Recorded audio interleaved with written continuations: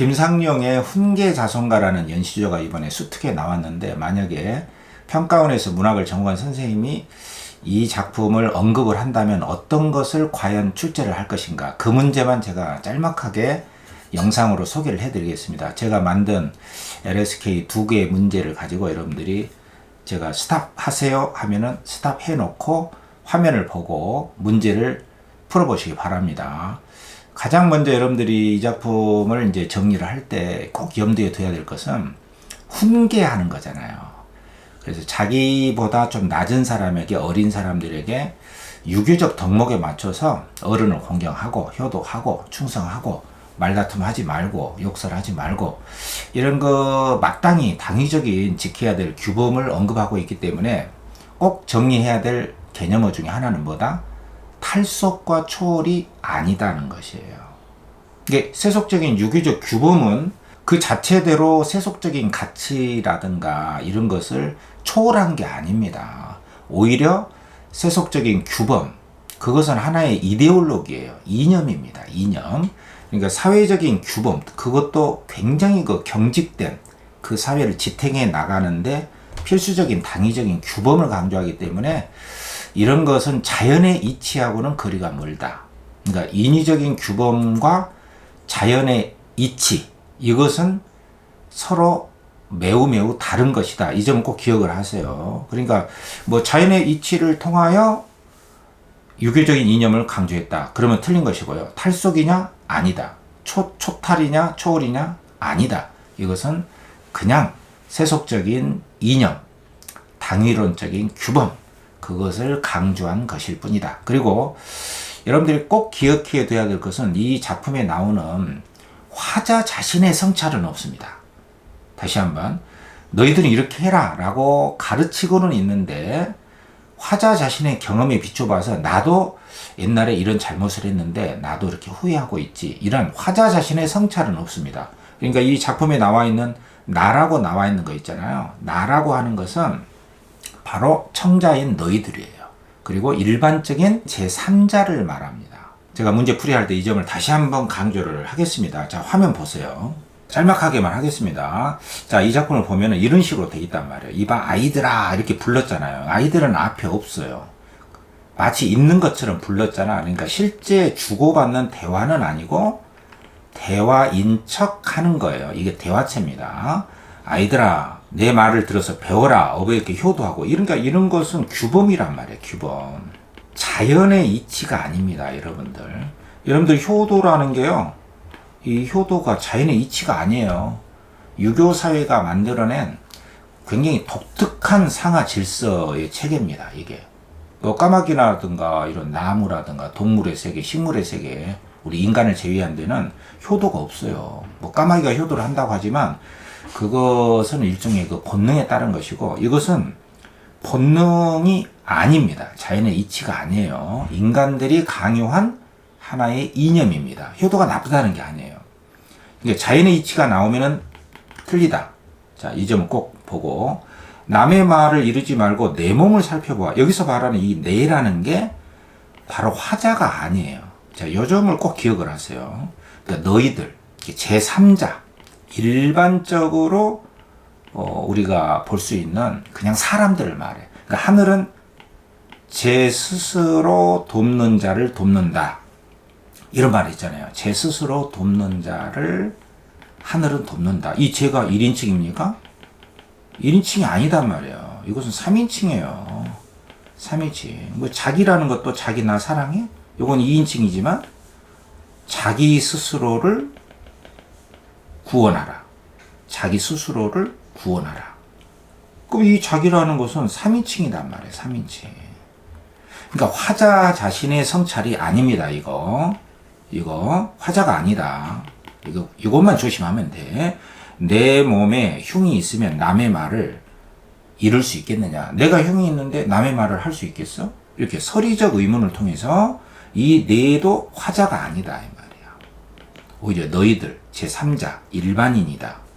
자, 요것만 기억하면 돼요. 그리고 여기에 나오는 이것도 있잖아. 내 몸이 용치고 옳지 않으면 동네인들 다닐 수 있겠어.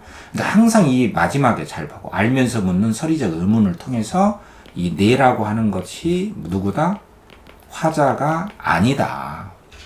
일반인, 제3자, 일반인을 두루 가르치는 말이다. 이 점만 알고 있으면 됩니다.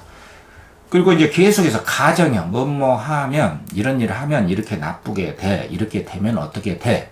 그것이 일어날 나쁜 일에 대해서 언급을 하는 거예요. 이것만 알고 있으면 돼요. 그죠? 그리고 디귿에도 보세요. 나머지는 이제 여러분들 다 읽어도 됩니다. 자, 이렇게 딱 해놓고 보세요.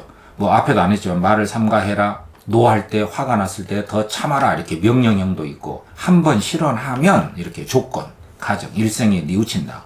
조심할 것이 말인가 하노라. 말 조심해라. 남과 싸우지 마라. 또 여기서는 싸움하면 해가 얼마나 많지 않은가. 싸우지 말아야 될 근거를 쓴 거죠. 크면 관송, 예, 재판 받을 것이고, 적으면 부끄러움과 욕을 얻을 것이다. 그러니까 A 하면 B, 또 C 하면 D. 이렇게 조건, 가정형으로 나쁜 일이 일어날 것임을 이렇게 경계하는 거예요. 그러니까 화자의 성찰은 아니다. 요것만 조심하면 돼요. 자, 요거는 이제 나왔다 하면은 요 부분이 제일 중요합니다. 이 니을 부분. 내가 이렇게 표시해 놓은 거 있잖아. 그러니까 빈천을 너무 싫어하지 말고 부귀를 부러워하지 말아라. 대신에 요 말이 아주 중요하죠. 종장에. 인작꽃 닦으면 천작이 온다. 그러니까 인작은 인간이 해야 될 할 일이야. 그러니까 너희들이 해야 될 인간의 할 일을 다 하면 천작, 하늘이 벼슬을 준다. 그러니까 진인사 대천명. 인간으로서 할 일을 다 하면 하고 나서 천명을 기다려라. 하늘이 줄 것을 구걸하지 말고 기대하지도 말고 그냥 네 할 일만 해. 그러면 올 것은 오고 안 올 것은 안 올 수 있어. 그러니까 너무 기대하지 말고 결과를 예상하지 말고 지금 이 순간 네 할 일을 해. 이 말입니다. 이거 굉장히 중요한 말입니다. 그리고 여기 팔수에도 한 번 악명을 얻으면 이렇게 조건 가정문이란 말이에요. 나쁜 이름을 얻으면 어느 물로 그 악명을 싣겠느냐. 서리적 의문 꼭 기억하고. 자, 마지막에 여기도 보세요. 부모에게 문안을 해라. 이게 효도가 우선이란 말이야. 공부보다도. 지금과 좀 다르죠. 뭐 효도 안 해도 되니까 공부만 해. 이런 것이 아니라 일찍 일어나서 세수하고 부모께 문안하고 좌우에 모시고 있어서 항상 옆에 모시고 공경해라. 섬겨라. 그리고 여가 그리고 시간이 남잖아. 그때 글을 배워 읽어라. 그때 공부해라는 거예요. 그래서 못 미칠 때, 아, 내가 다 하지 못할 것처럼 해라. 그러니까 부모 효도가 우선이다는 거야. 자, 요거를 가지고 LSKC 문제. 자, 요거 화면 확대하고 큐. 문제 푸세요. 2번도 푸세요. 자, 1번 풀고 스탑하고 2번 풀고. 기억니은 디귿니을 미음은 앞에 화면에 가서 확인하고. 자, 기억은 화자 자신의 잘못. 이거 아니단 말이야. 화자의 성찰이 아니라니까. 화자의 과거 언행 이거 아닙니다.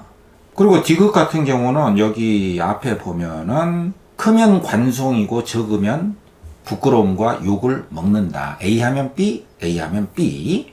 이런 것인데 이웃과 시비를 다툼으로써 올바른 판단을 이끌어내기까지의 과정이 아니라 잘못되면 이렇게 된다. 그러니까 이런 선지들을 잘 보세요. 그냥 우연히 제가 이런 선지를 쓴 게 아니거든요. 그 다음에 니을은 부귀보다 얻은 일을 추구하면 벼슬은 저절로 얻을 수 있음을 가정형의 어법을 통해서 보여주고 있다. 그거 맞잖아요. 여기 이 부분을 제가 엄청 강조했잖아, 아까. 디얼. 인작꽃 닦으면. 그러니까 사람이 할 일을 먼저 해라. 그러면 하늘이 줄 것은 준다. 너무 기대하지 말고. 얻은 일을 추구해라. 그럼 표술 같은 것은 저절로 올만 하면 오게 되는 것이다. 뭐뭐 하게 되면 이렇게 가정형. 그러니까 이게 맞죠. 그 다음에 마지막은 학문이 효도보다 우선적으로 해야 된다. 이거 바꿔진 거잖아. 두 개의 상대적 개념. 효도와 공부 사이에서 효도가 우선이다. 이 두 개의 상대적 개념을 바꿔서 출제를 한다. 이게 이제 굉장히 기본적인 거잖아. 그 다음에 2번도 이렇게 스탑하고 문제 풀었습니까? 자, 2번 어쩌고 저쩌고 판서를 지냈는데 자기 경험 그것을 쓴 거다. 이런 이야기고. 1번. 남의 말을 듣지 말고 내 몸을 살펴봐라. 무슨 자기가 정치 생활에서 터득한 윤리의식으로 볼 수가 있죠. 자기가 깨달은 거. 그 다음에 공경하고 이런 것은 자기가 체험에서 비롯된 것이다. 맞고. 그 다음에 3번에 부모에게 수욕을 먹이겠느냐. 부모를 욕되게 한다. 지켜야 될 윤리적 규범에 어긋날 때 나쁜 영향. 괜찮죠. 4번도 만사를 하늘만 믿고 해라. 그래서 하늘을 왜 동원했냐면은 그만큼 이렇게 윤리적 규범을 지키면 하늘이 해준다. 그만큼 그 정당성을 강조하고 있단 말이야. 이런 것은 이제 이해를 잘 하셔야 됩니다. 하늘을 동원하면은 그만큼 정당성을 강조하기 위해서 하늘을 끌어온 것이거든. 근데 5번에 보면은 어느 물로 씻겠느냐. 이것은 화자가 받게 된 고통을 스스로 성찰하는 게 아니단 말이에요. 남의 이야기를 하는 거예요. 너희들 이렇게 하면은 악명을 얻으면은 씻을 수 없어. 안 돼. 화자의 성찰이 아니다. 요것만 여러분들 체크하면은 훈계자손가에서는 중요한 핵심을 우리가 짚고 정리했다. 이렇게 볼 수 있고 여러분들이 응용 적용 문제를 다 풀 수가 있습니다. 자, 훈계자손가 여기까지 하겠습니다.